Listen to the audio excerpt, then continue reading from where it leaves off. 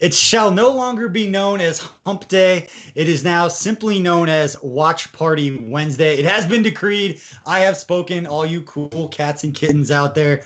We're talking. No, BJ, that's 2 pop culture references in the first 30 seconds of this. That's not fair. That's not what we agreed to. No, I just won the competition. I just won. No. What are you guys doing? Mitch, okay, so we were talking about this before. Everybody listening.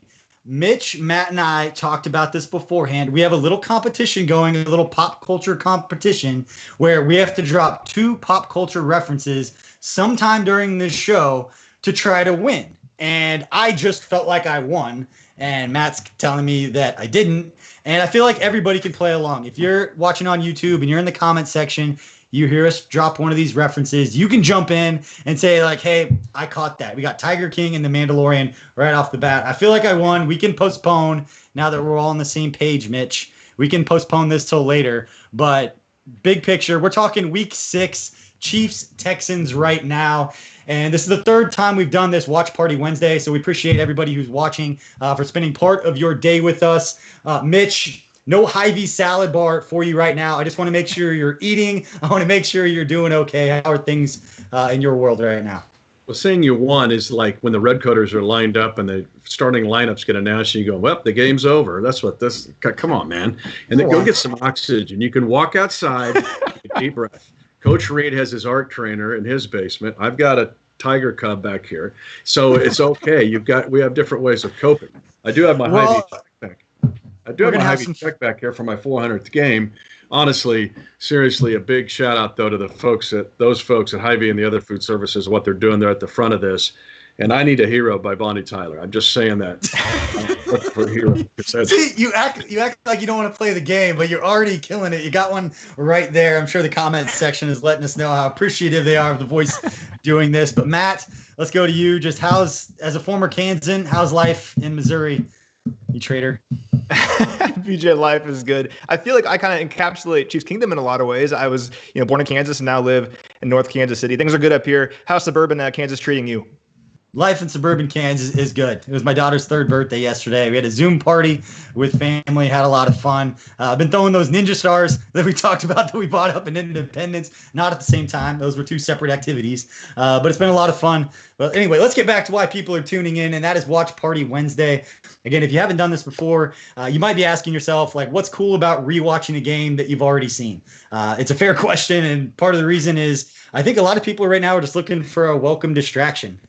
To be honest, so are we, trying to provide you guys different cool ways of doing new content. And I think maybe a lot of people just want to feel like a little ounce of that joy again because they know where this journey kind of takes us. As Mitch would say, they want to taste that sweet nectar and maybe a little Lombardi luge nectar, trying to just get a piece of it because of how special it was. And guys, I think what's really cool about this is the 3 of us went back and rewatched this game as we prepped for this show. And when we got back together, we all had 3 different kind of takeaways and things that stood out to us about this game. So as much as we feel like we know everything and we're watching all the games, we've got all these stats, the fact that the 3 of us who are as entrenched as anyone else in Chiefs Kingdom following and covering this team can still take away 3 separate things about this that we will explain during this broadcast. We'll each take the floor per se during those segments. But I think it's really cool. It's a way for us to relive this. And the rest of the time when we're not doing those big points, we're just going to rap, have some fun, do the pop culture game. Mitch, you're already killing it in that game. But for everybody watching, we appreciate you spending the next 45 minutes or so with us on this Watch Party Wednesday. Feel free to get involved in the chat room on YouTube. Not a bad idea right now to be conversing with other people as well, living that quarantine life. So, Anna, let's kick this thing off in 3, 2, 1. As we get this game started, Mitch, the one thing that's cool about this is rewatching these games, we don't have to get caught up in the result. We know the Chiefs don't win this game. It's the Week 6 loss. Hopefully that's not a spoiler to everybody knowing that we didn't win. But it's okay because we ended up winning the Super Bowl. But going back to this game, the inactives list can't be ignored. Sammy Watkins didn't play in this game. Eric Fisher didn't play in this game again. Andrew Wiley, who was starting at left guard, this was pre-Stefan Wisniewski stepping in and playing. He doesn't go. Anthony Hitchens doesn't play. Chris Jones doesn't play. But besides that, what stands out, a lot of penalties and the 2 big plays on turnovers. Mitch, I know you got very strong feelings about one of those. But those are the 2 things that jump out to this game. Well, and watching this game, I'm glad we're watching this game because we said the season's not unicorns and candy canes. This is a frustrating game. It's like me trying to figure out how I'm going to get my hair cut or I'm going to look like Joe Exotic. So this game just starts off as being rough right there. I mean, immediate pressure on this very first series. But this game, to me, 21 penalties in this game. 21 total. There were 29 called. There were 8 that were declined. This game, I said, was like being in a hot tub full of motor oil, and maybe with Bill O'Brien and Romeo Crennel. Because, I mean, this game is, although this play, BJ, is one that did stand out. And we saw it last week. Darrell Williams stepping up and making plays in the passing game. This is what he did. He's coming back from that hamstring injury, and we saw, you kind of forget because what have you done for me lately kind of deal. But Darrell Williams made some huge plays for the Chiefs early in this season, and a guy that coming off that hamstring injury you want to pay attention to going in OTAs and stuff. And speaking of which, Bill O'Brien, he challenges this call thinking there's a pick. There's no pick here. I see no pick here. Ha ha ha ha. But still, it just shows you the art form in doing this. I mean, this is. They work on these does a great routes job. a lot. They work a lot on the spacing. We see them work on these going back to OTAs. They're very intentional about what the rule is written, exactly the way that it's worded, what the intent is of the player, and what I guess what he has a right to as far as running his route and what kind of contact is made.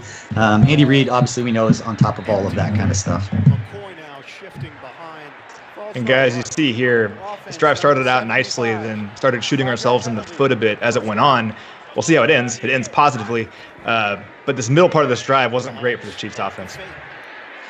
Yeah, you look at these. Talk about the offensive line. Cam Irving at left tackle. Martinez Rankin got 3 starts as he stepped in for an injured Andrew Wiley at that time. But different guys in there. I love this play right here on the screen to McCole Hardman. Because you get to see the offensive linemen, how well they're coached not to get downfield, which we saw from a few other guys. But that's one of those plays where you don't think about it the first time. When you go back and rewatch the amount of time it took for that play to develop, for those linemen to stay there and not get down the field, it's good coaching.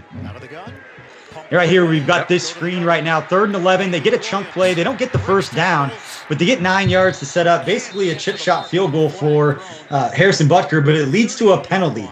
So instead of it being 3rd and 11 or a 4th and 2 and kicking a field goal, they face a 3rd and 21, which for most mortal teams, that would be a problem. But if you've got Patrick Mahomes, Matt, and you've got Tyreek Hill, you're always in a good place. Matt, why don't you take the floor right here?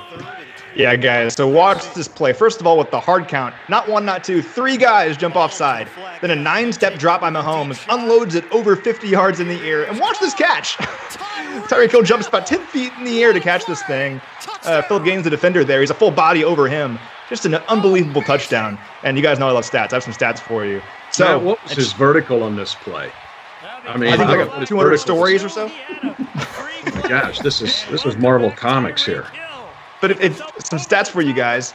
Like BJ said, 3rd and 15 or longer in the NFL. No one converts that. The Chiefs converted 6 times this year on 3rd and 15 or longer. We saw it in the Super Bowl and, of course, saw it here. And Tyreek Hill caught 4 of those 3rd and 15 first down conversions. Pretty amazing. I think what this also shows is Tyreek Hill is so much more than a speed receiver. We know, I think some of the league doesn't know it yet. Look at the hands. Look at the elevation on this and the will to fight into the end zone after he caught it. It's an unbelievable play.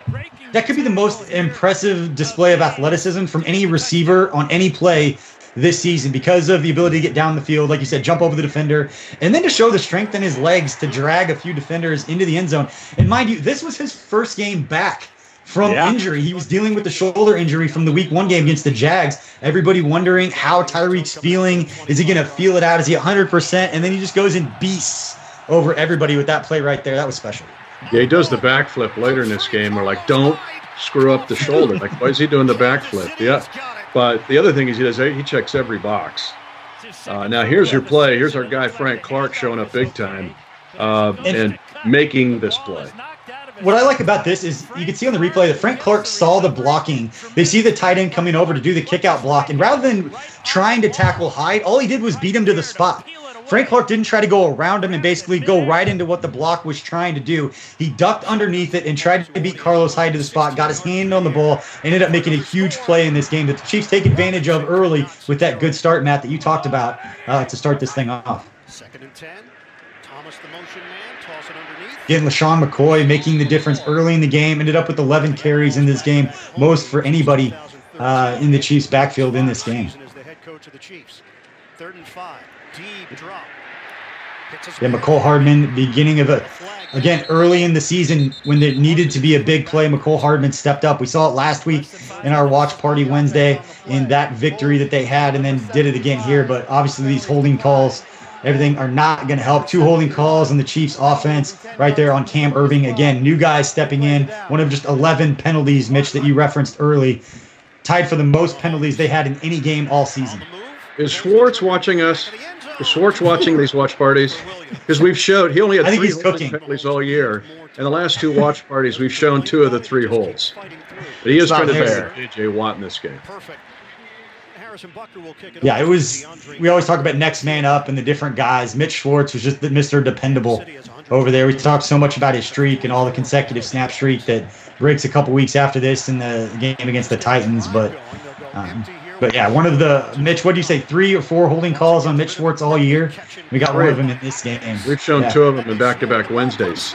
But I thought that drive, Matt. I don't know what you guys thought, but I thought that drive, not getting a touchdown and BJ could have gone up 14-0, and then to jump on top the way they did, or could have. And again, this was just a penalty festival. Yeah, you got this play right here. This is where the ref gets up and announces that his forward progress has been stopped. And in case any referee needs to remember that announcing the words forward progress at Arrowhead Stadium is a bad idea. People don't forget the Titans, Derek Johnson lighting up Marcus Mariota. Those 2 words are never going to be uttered in Arrowhead Stadium without boos being rained down. Sorry, even that was the right call in that situation, but we don't want to hear those words. We don't want to hear it. I agree, though, Mitch. You think about the momentum that would have built if those 2 little things had happened, scoring on that drive and then scoring there defensively. It'd be almost insurmountable early on for the Texans. And all of a sudden, you get some momentum out of not letting the Chiefs do that. All right, guys, Watson operating out of the gun on a 2nd and 6. That ball. A nice play by Honey Badger going up against his former team. And something we saw throughout this game quite a bit, and it's one of the storylines with all the injuries. You see a lot of short passes on Diggs, on quick outs, trying to take advantage of the Chiefs linebackers in coverage. We saw a lot of snaps played from Ben Neiman in this game, a lot of snaps played from Darren Lee. Those 2 guys played the most snaps of their seasons defensively in this game against the Houston Texans, where, Mitch, I know we talked about it earlier this week, 89 snaps for the Chiefs defense in this game. Ben Neiman playing all of them, and that was more snaps than Ben Neiman played in all 3 postseason games combined. And Darren Lee played. You watch this game, it's not even close to the defense that played in the Super Bowl. It's like how much progress they made in 3 months is ridiculous. And I thought BJ, too, was off their rhythm. Like, Neiman became the coverage guy. And now all of a sudden you had to put guys in roles they weren't accustomed to. And it was a struggle all day, particularly in trying to stop these guys on short yardage. Yeah, and I think you could easily make a case that these snaps helped down the road, even though they weren't the best snaps. And going back and watching, that these snaps were huge for Ben Neiman to get out there and for Darren Lee to get out there and to try to make plays, for the Chiefs to see what they had. When they made that trade for Darren Lee, they needed a linebacker who could get in coverage and make plays. And this was Darren Lee's big opportunity to get out there and see what he can do. And you look at the numbers at the end of the game, and again, you look at Pro Football Focus, and they've got Darren Lee and Damian Wilson in coverage, targeted 12 times, allowing 12 catches for 145 yards and a touchdown, whereas no other Chiefs defender allowed more than 35 yards individually in coverage. Again, those 2 guys allowing 145. Again, learning experience for these guys to get better, but that's definitely one of the storylines from this game, was the Texans taking advantage of what they felt like were their mismatches, where if it was Duke Johnson or Jordan Akins or any of their other tight ends or running backs out in space against the Chiefs linebackers, and we'll see it throughout this game. For LaShawn McCoy, not much there on the outside. He picks up 2. DJ Reader, who is playing. Again, make sure we keep the conversation going in the comment section. If you got questions for us, we'll be peeking over there a little bit. Should have some fun. A lot to talk about in this game.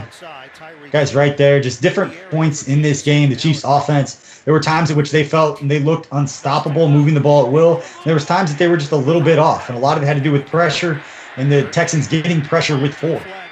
which is never going to be a good situation for your offense when you can drop 7 in coverage and you've got your quarterback under pressure and still have enough bodies in the back to try to at least get him to come off. And they get an offside here, you guys. Well, that's the pass interference, so there's 2 penalties in this penalty festival. This is a big play to keep this drive alive on a die. But it also shows you how good this defensive line of the Texans were last year. DJ Reader is no longer a Texan, by the way, and Omena, who's a young defender, but you just see the line of scrimmage all day was a problem, even in this drive, which is a heck of a drive. That's why Andy Reid resorted to a lot of screen plays and misdirection plays, because the D-line of Houston really was dominating at times in this game. Yeah, and this is one of those passes that we talk about. They bring a blitz. They've got a free rusher in Patrick Mahomes' face, and he's throwing off his back foot. That's a pro where he throws an interception or throws a bad pass. When you watch the replay, you're saying he needs to set his feet. He needs to be better with his feet. And the truth is, you don't always have time to set your feet. And Travis Kelce does a great job getting up and down the field, catching the ball in traffic with a couple of guys around him. But another one of those just hidden yardage, hidden plays with Patrick Mahomes making a big-time throw. And this is a big-time run from LaShawn McCoy, who shows us those feet that he's got in the open field, Mitch, that we talked about when we first brought over LaShawn McCoy. He may not have had the downfield speed that we saw from him throughout his the prime of his career, but he still had pretty good feet to make guys miss in the open field. And Byron Pringle right there. Not video game throw. Yeah, Byron Pringle wasn't ready for the 90-mile-an-hour sidearm pass. It's like Phillip Gaines wasn't ready for Tyreek Hill to lower his shoulder and fight through the first down. And that's just the beginning of the Phillip Gaines conversation. Guys, I have a rant I'm going to go on here in the second quarter about Phillip Gaines and coverage. But this is one of those times. That's a heat check throw, I think, from Patrick Mahomes right there. That's not an easy angle to make that throw, but you get the flag right here.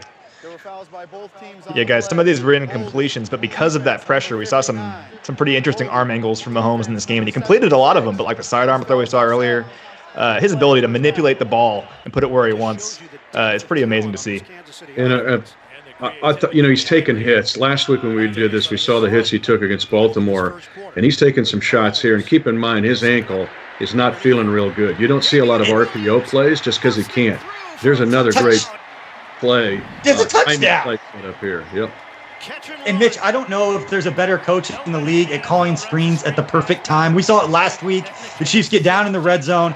The Texans bring an extra guy. They bring Benardrick McKinney. You'll see 55 come on the cross dog up the middle right here. They're bringing an extra body. They get the screen out, and then the guys do work. That's putting your guys in position to make plays. Damian Williams does the rest.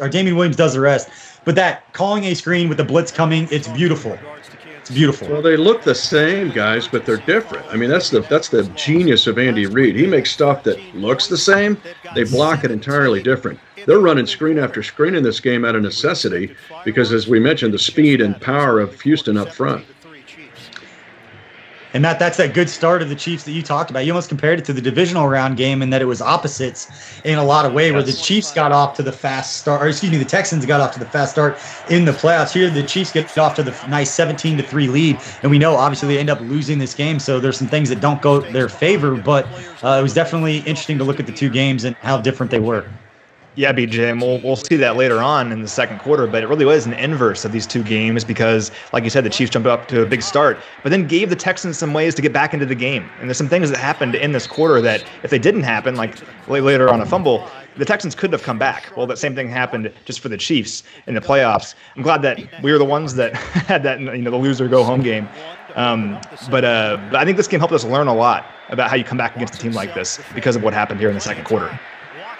Yeah, there's a lot of plays that Texans want to have back, and this is one of them. It was one of a few different plays that Will Fuller dropped on what could have been touchdown passes. DeAndre Hopkins also dropped one, and this is just bad run fit. That's just a mistake up front. It's miscommunication. That's one of those plays maybe you go back and watch, and it's like, would Anthony Hitchens being in there and getting guys lined up and getting everybody correct and all that communication, would that have helped?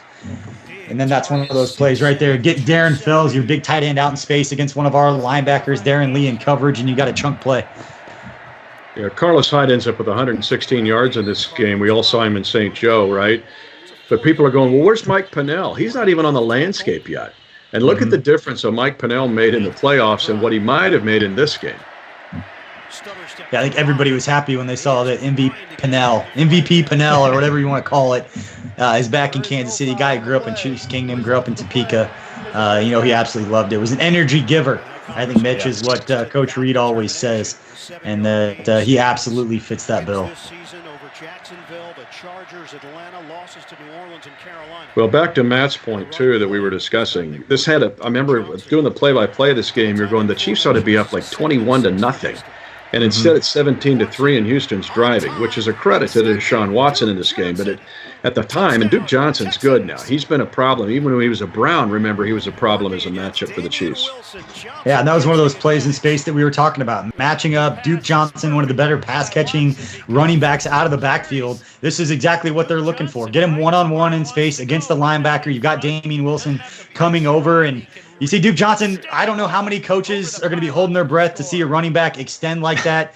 He loses that ball. It's Chiefs' ball at the 20-yard line, but they get the touchdown as the Texans are able to climb back in. And Kaimi Fairbairn, Fairbairn, Mitch, misses the extra point right there, making 17-9. Fourth missed point after for Kaimi Fairbairn, tied for the most of the. Well, they're going to have a kicker battle in their camp because they signed another kicker. So Houston's going to go in. That is a question mark in 2020.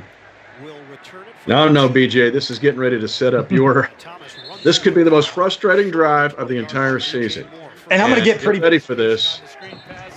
Guys, I'm going to get comfortable. I'm going to take the floor. I'm going to go on my little rant right now because this drive got me excited because going back and watching, you get to pay attention to the little things that are happening. It's the Chiefs attacking Phillip Gaines. That's McCole Hardman, Phillip Gaines. Watch the first play. Figure out where Phillip Gaines is, go right after it with your rookie and McCole Hardman. That's the first down play. That gets things started. 1st and 15.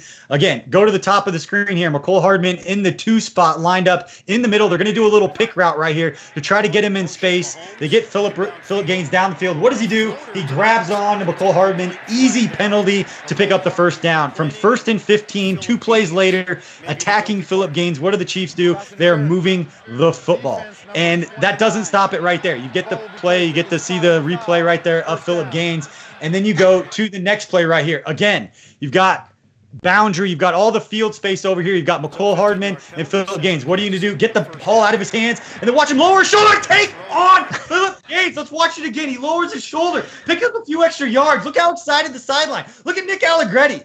He even gets fired up watching the little dude lower his shoulder and put it into Phillip Gaines to pick up a few extra yards. And now it's Marcus Robinson's turn. Look, he's got his hand out. He's like, Pat, look who's on me. I've got 29. I'm going deep. Throw me the football. So he runs a go route. They do a little cross dog blitz. Again, Benardrick McKinney blows up the plane in the backfield, but it's already done. It doesn't matter. And you know why? Because of what we showed you right before the play. 29 gets called for the holding. That's Phillip Gaines. But go back to Marcus Robinson. He's got his hands out. He's like, Pat, throw me the football. Watch what happens. At the top of his route, what does Gaines do? He jumps all over him. Again, an easy call for the referee. So then they give Phillip Gaines a couple of plays off right here. They stop attacking him again. This wasn't throughout the game. So you're going to give him a couple of breathers. We can see the Patrick Mahomes graphic right here. We know he's amazing. But right now, this drive, they've moved to the other side of the field. They're getting within striking distance. Throw it to Travis Kelce. Set up a 3rd and 1. You need to pick up 1 yard. You're trying to attack Phillip Gaines. What are you going to do right here? They run a little sprint pitch to the outside with DeAnthony Thomas.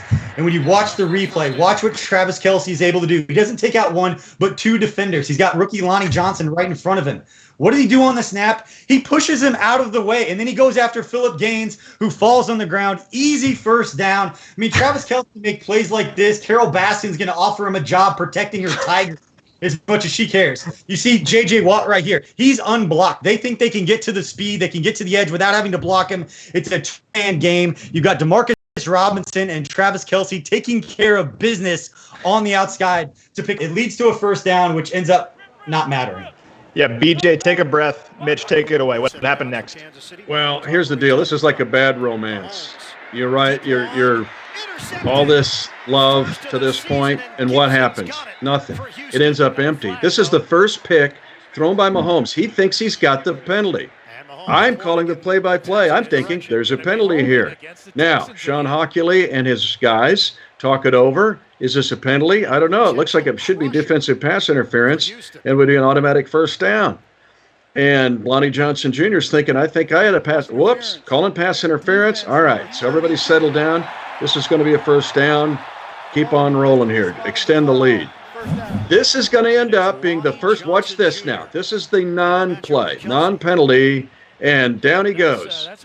No, it's like collegiate wrestling, and they're saying here, Gene's territory. Because, guys, this came from New York. This was not a challenge.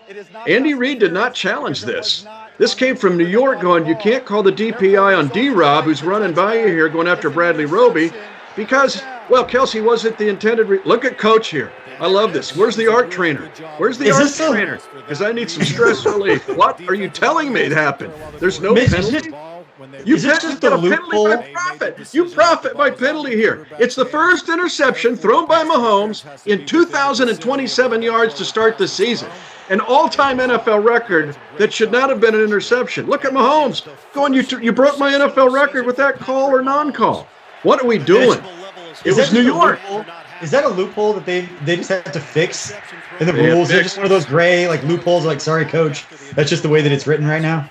It is. However, wait till we get to St. Joe, and you guys know we get to sit in there with the officials, and I'm taking a gavel or a sledgehammer. I'm going to bang it on the table and go, can we watch that play and explain it? Mitch, that play right there, I want to draw attention to this. So Kiki Kuti at the end of this play does a little high step and tries to give the business to Tyrann Mathieu a little bit. And these are those fun things you notice afterwards. So he basically, I don't say tries to punk him, but tries to high step him a little. He's going to be pushed out of bounds. Tyrann Mathieu just kind of takes it easy on him. And so what happens on the next play, Tyrann Mathieu has it in the back of his head that along the sideline, these guys are going to try to give it to me. So what does he do when Carlos Hyde is over there? He's getting blocked. He takes him and he throws him to the ground. He's like, you don't punk the landlord like that. He's going to take care of business. These are the things I love rewatching the game because you get to notice those little things. Tyrann Mathieu wasn't having it. It's collecting rent, right? Kiki Kuti just got evicted. You don't do that. I don't care if you teammates with Patrick Mahomes in college. You don't take Tyrann Mathieu like that. You don't do that to that guy. And they kind of fired him up. There were a couple plays where it seemed like after this, the Tyrann Mathieu was a little fired up, gave a little something extra on those tackles. We saw it on the one before that with Carlos Hyde along the sideline. I think Carlos Hyde may want to have a conversation with Kiki Kuti. If this game changes right here, that call or non-call, it could have been 24-9. Now all of a sudden they're driving here. They're going to make it 17-16. This entire game changes. I mean, it feels like you're trying to Breaking Bad here with Houston. Here's one of those tackles. Goes after his boy. Stop. For the rest of the game, Houston has control sans one drive.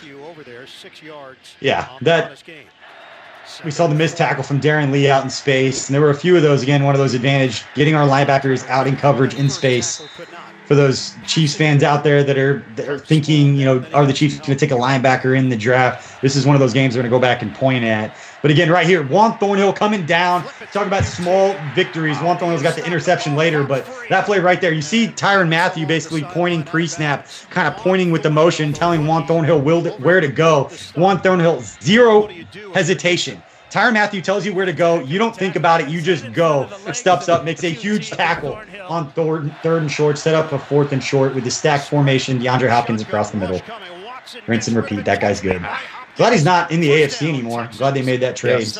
Yeah, but all this game, we'll go through it now. This game was all those kind of throws because DeAndre Hopkins was living from 6 to 8 yards the whole game, and it was just impossible to stop.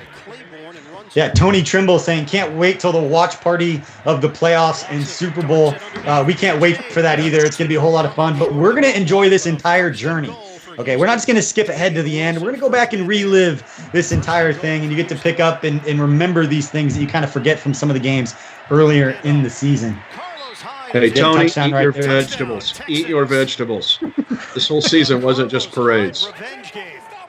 Yeah, we will absolutely be doing Watch Party Wednesdays every Wednesday for the foreseeable future. Again, picking a different one of the two games from that week that we're doing with the Relive campaign. But yes, we will continue doing Watch Party Wednesdays. Some of them will be weirder than others with all the pop culture references and Tiger King. Obviously, this one is taking on a little different feel than the last one, but definitely be doing a lot of these. Hopefully, you guys continue to enjoy them.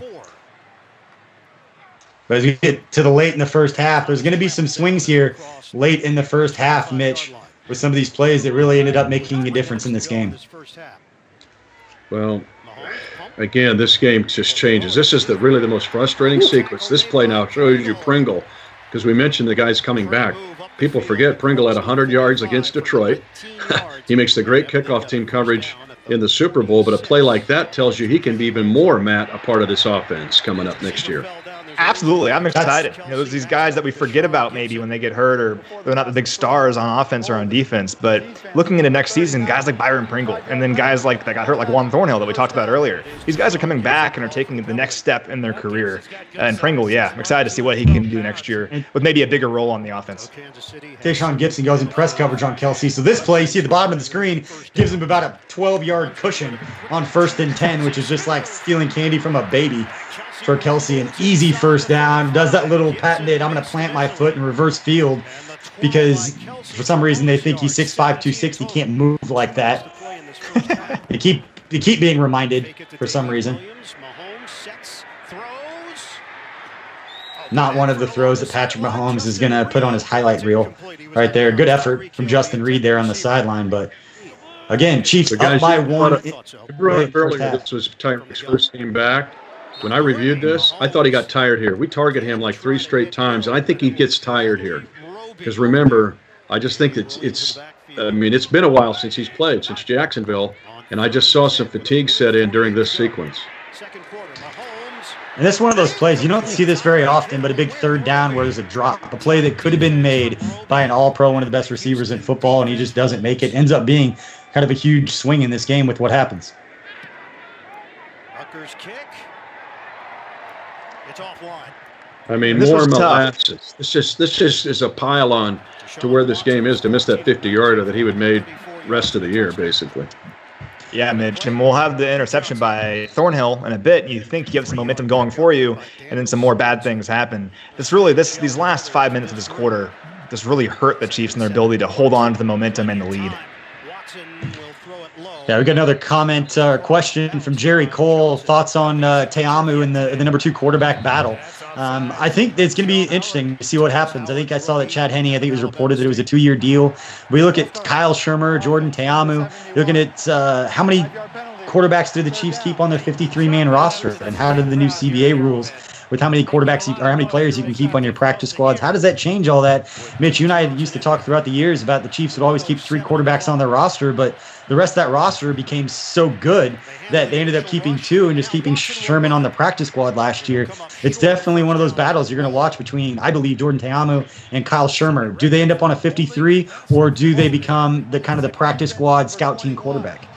Well, let's don't forget how good Henne was in the preseason last year.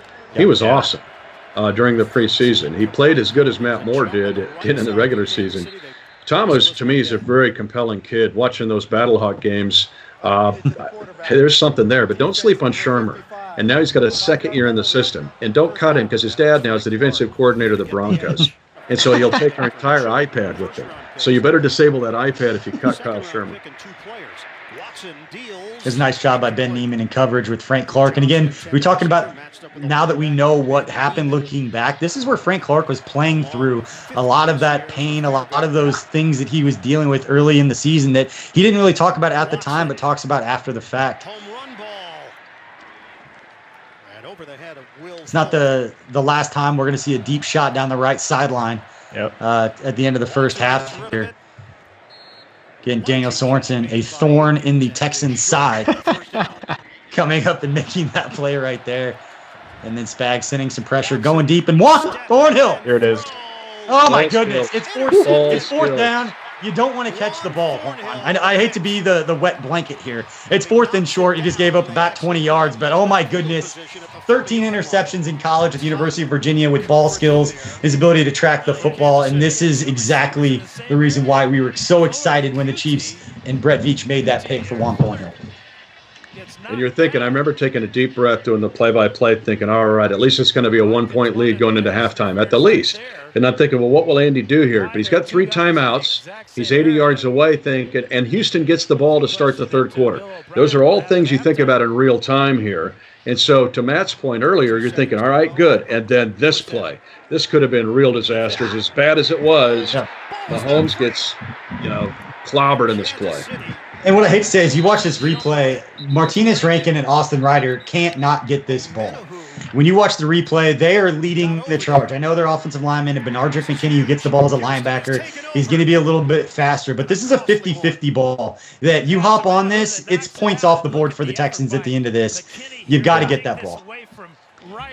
Yeah, guys, and like we said earlier, I mean, I truly believe if this play doesn't happen the way it does, I think the Chiefs win this game.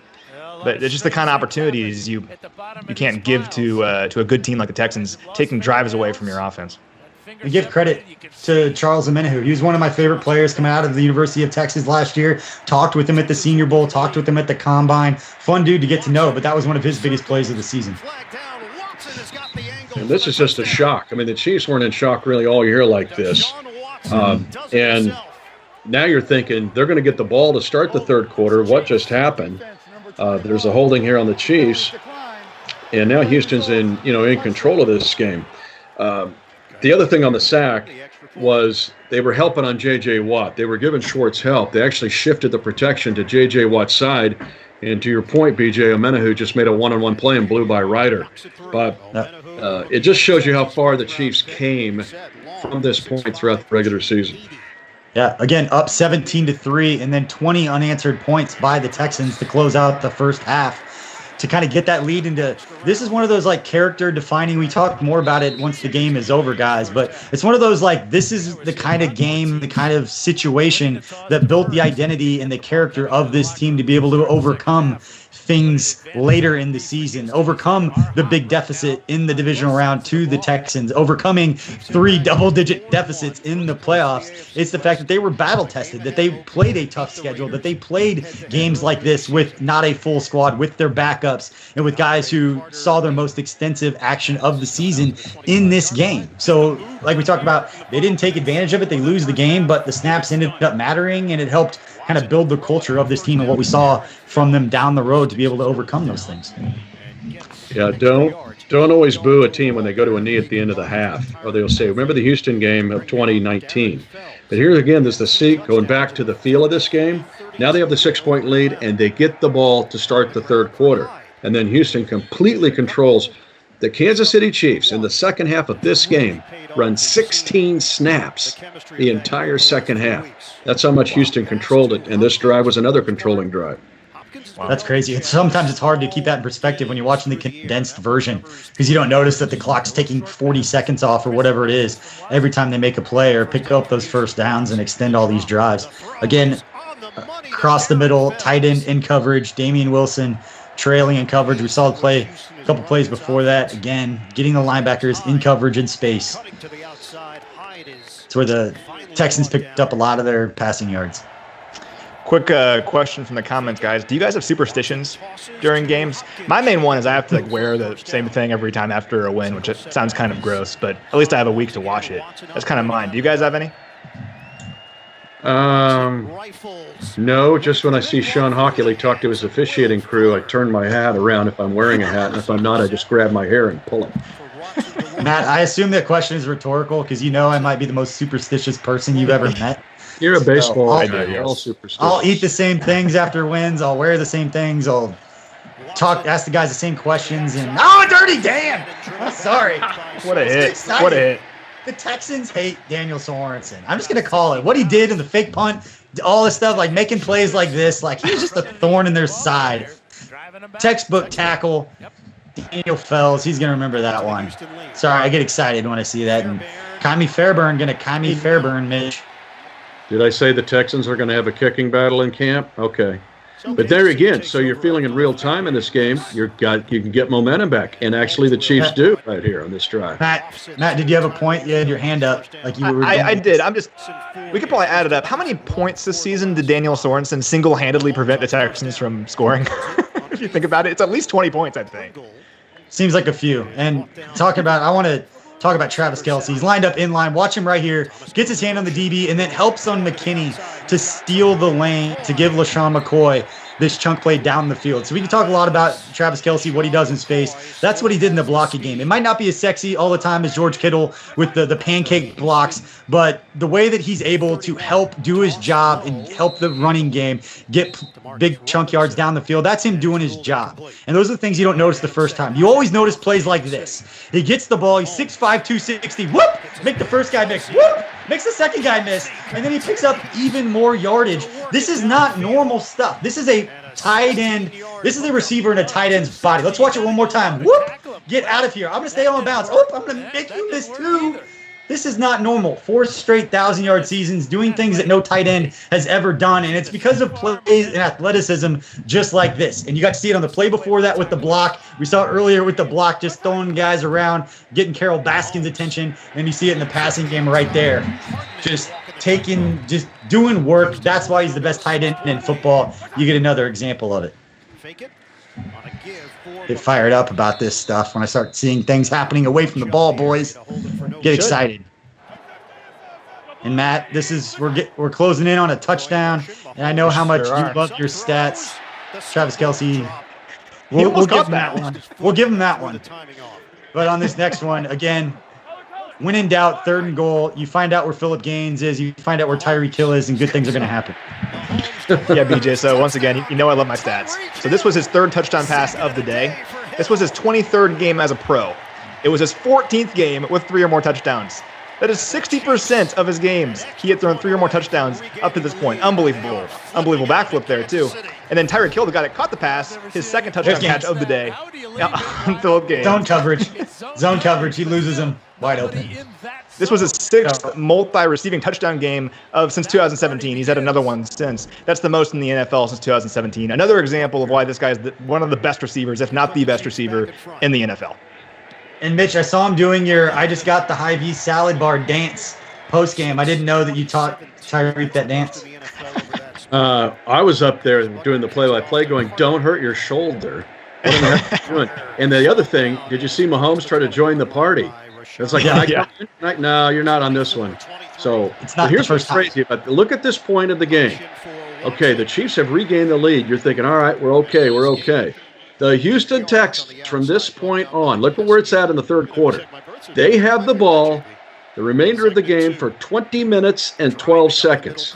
The Chiefs have it for 1 minute and 30 seconds. I've never seen that in 26 years in the NFL where one team just had the ball every snap the rest of the way. Good effort to get across the 45-yard line. Fells is their leading receiver with 5 catches, 51 yards. Once again going up the middle and high. Picking up first downs, 2nd and short, just keeping the chains moving. Mitch, like you said, this is where they just kind of took control a little bit, started making enough plays to get the ball moving. That's a good one right there from the Chiefs defense.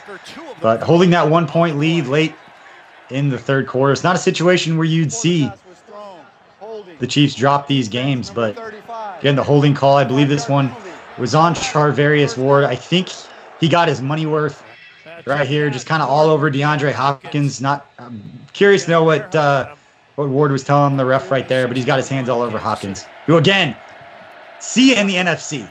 Don't have to see that dude anymore unless it's in the playoffs. Charvarius certainly made up for it later, though, on this drive, I believe. Yes, he did. Yes, he did. But it's still Houston kind of just playing keep away. This is a 10-play drive that takes 4:25. It yields nothing as we're getting to the point where it ends in this drive. But still, the Chiefs can't get them off the field prior to this point.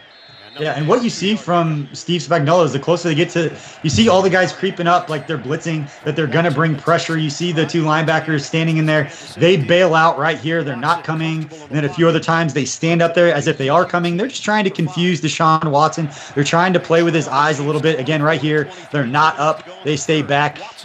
Picks up the first down on 3rd and 3. They get it to a goal-to-go situation. Again, I always just kind of figure out what are they doing defensively? How are they trying to mix up the looks as far as are they bringing pressure? Are they not bringing pressure?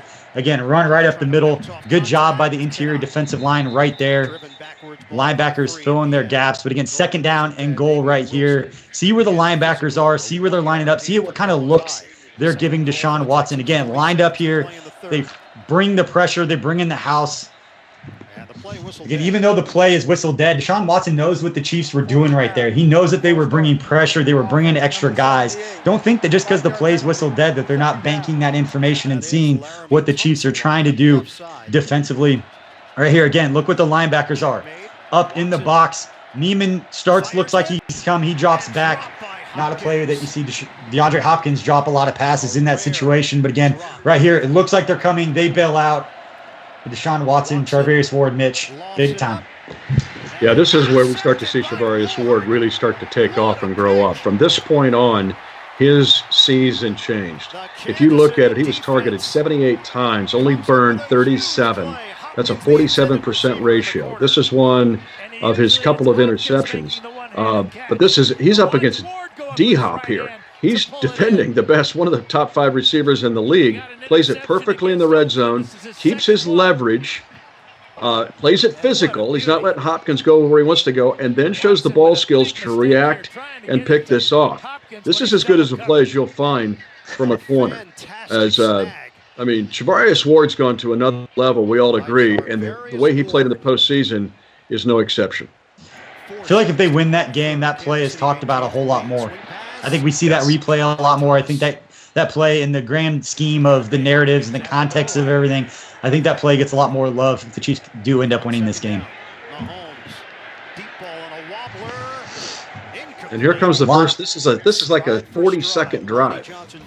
This is just rapid fire, and it goes right back. Remember, Houston had the ball for 4.5 minutes. Now they're going to get it back for another 6 minutes because the Chiefs can't convert on this 3rd and 10.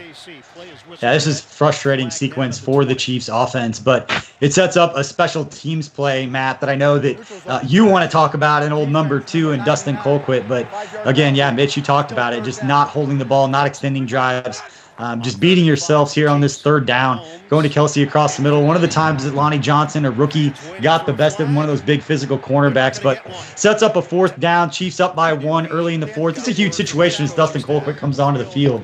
Matt, this is big. Yeah, BJ. So you don't ever want to punt, but if you have to, you want your punter to be a weapon on special teams. Dustin Colquitt boots this punt, which we'll see here in a minute after this replay. He's going to boot this punt 68 yards, which when you're trying to flip the field, obviously is pretty important. He's timeless. He's been playing for the Chiefs since 2005, and you call on him for a big moment, and watch this punt here. 68 yards to pin the Texans all the way back. You have a 1-point lead. We know it didn't end well, but you have a 1-point lead, and you're trying to set your defense up well. Look at this. It's amazing.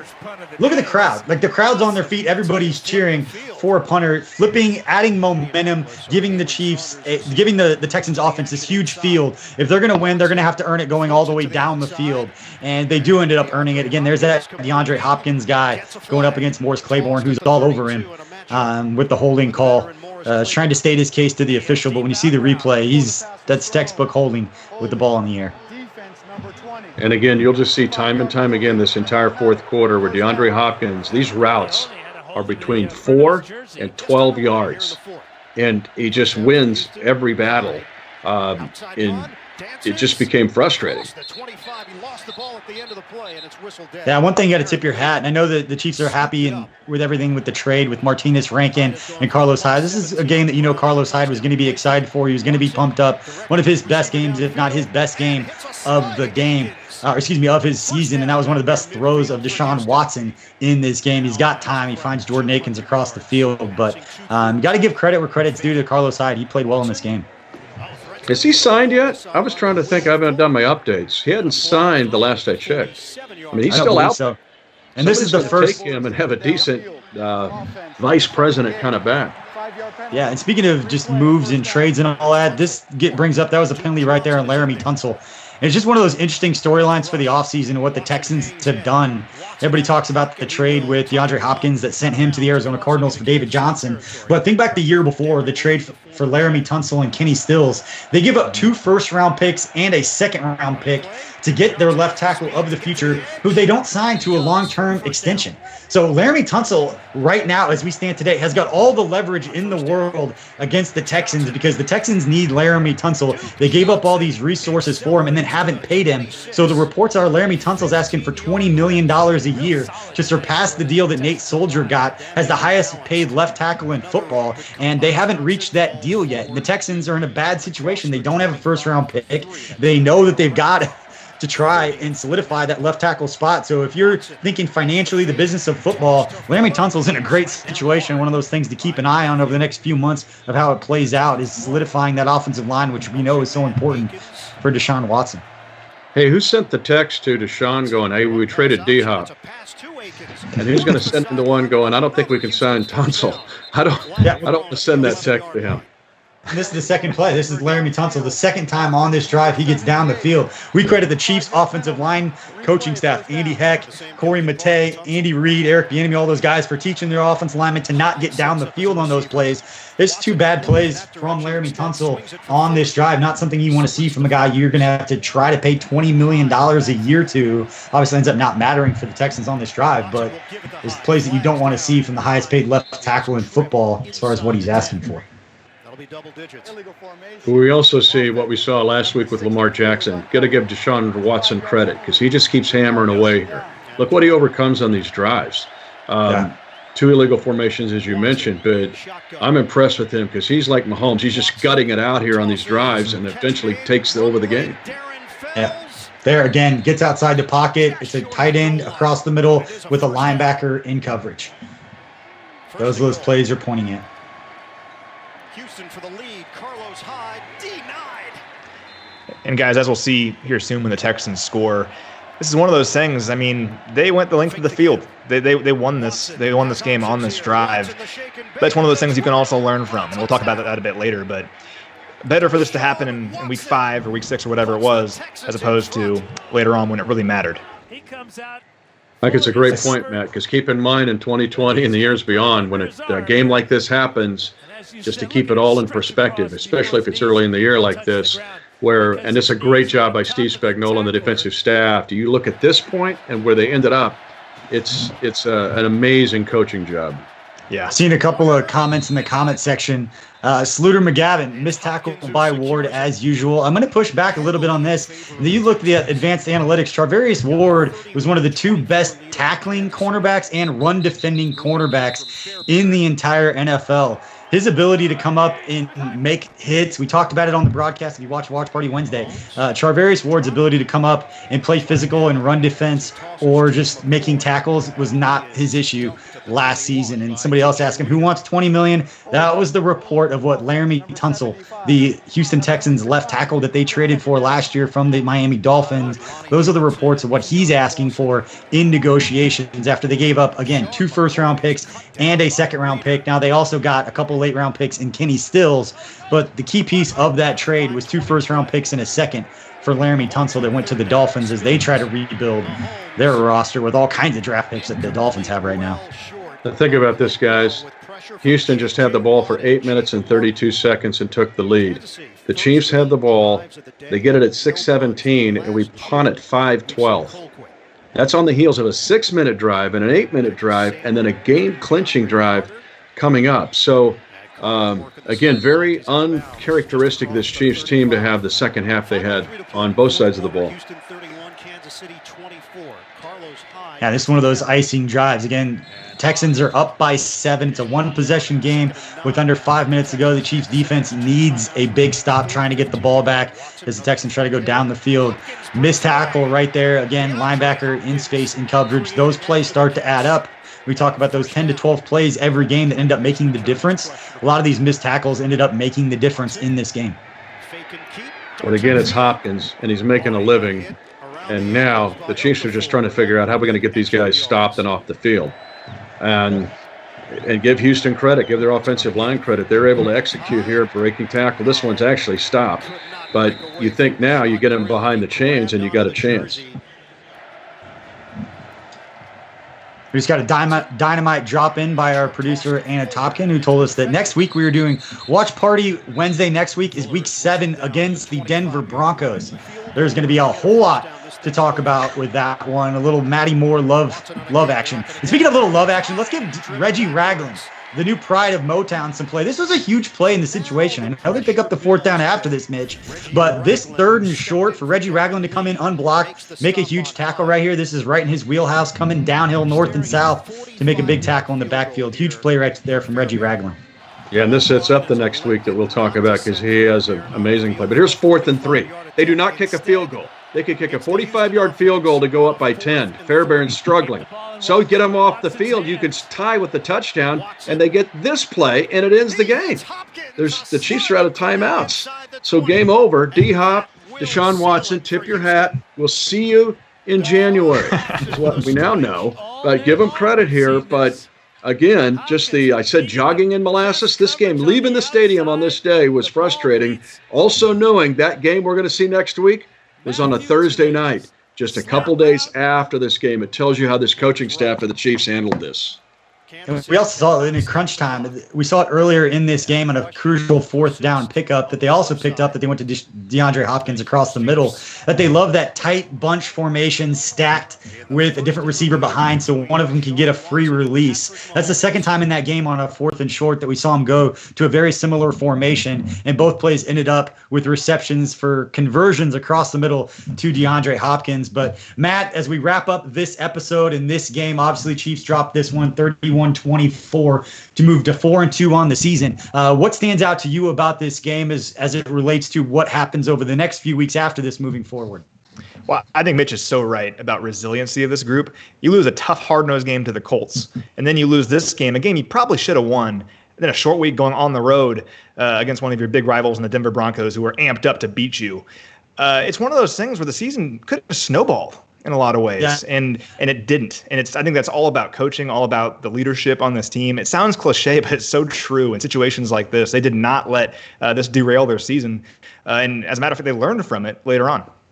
Yeah, I think there's a lot of beauty in watching this game and knowing the struggles and what they went through, and knowing that after this game and over the next couple of weeks, because think about mentally kind of what you guys just said, where they're at right here. They lose a tough game at home to the Indianapolis Colts, and it happened late in the game. And they go on this one. They play 89 snaps defensively. They're beat up. They've got all the inactives. They've got starters out. They're tired. They go the next week against Denver and then lose their quarterback. And they don't know for how long. Mentally, where this team is at, this is where you go and you talk about Andy Reid being one of the best coaches in NFL history. And basically, his Mozart symphony, or, not all Mozart paintings were perfect, as he said famously the week before this, that this is that situation where you can look back and say all the buttons that they pressed, the way that he kept his team locked in during the weeks of practice, and how they maintained that culture in that locker room when things weren't going well. This is the time of the year that all those things were happening. They weren't pointing fingers. They weren't doing all those things so they could weather this storm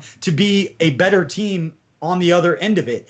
And so that's what I appreciate when I go back and watch this game, is knowing how the leadership really started to take hold. We didn't see the execution, but what was being done behind the scenes was exactly what needed to happen to put this particular group in a position to go and win a Super Bowl and give us all that joy, all that stuff that we love so much about it. And that's why I like Watch Party Wednesday, going back, not just reliving the best moments, but these moments as well, because of what it meant in the bigger picture. Andy Reid, if he's playing a Mozart concerto on one hand, the other hand, he's got the Thor hammer. Okay? The dude is tough. And he's the best I've seen at handling flashpoints. This game was a flashpoint. You just tried to sneak in a pop culture reference at the end. You just tried to sneak in the Thor's hammer at the very end. It's like 7-2 to 1 in this battle. So, and you got your 2 in her. Thank you. The other thing I would say, it tells me how close the Chiefs were to being 14-2 and 15-1. Yeah. Honestly, we can play that game well. There were a lot of close games. If you go through the season like we're doing, my general overall feeling, guys, this team was real close to being 15-1. Yeah. All right. Thank you so much, Tony Trimble, Sluter McGavin, DJ Scratch, Godly Glow, Ethan Collins, everybody in the comment section. We appreciate you keeping the conversation going in there. We appreciate you joining us here on our third Watch Party Wednesday. Again, we will do this again next week. It is the Week 7 game at Denver Broncos defense. I think it was 9 sacks. We got to see the legend of Paul Schreppel the KU Health Systems orthopedic guy ran on the field, took care of Patrick Mahomes. All that next week. We're going to break it all down, share some stories and our perspectives that you guys may not have heard yet before. Appreciate everybody for joining us. For Matt McMullen, for Voice of the Chiefs, Mitch Holthus, we appreciate you for joining us and putting up with all our pop culture references. We will see you next week.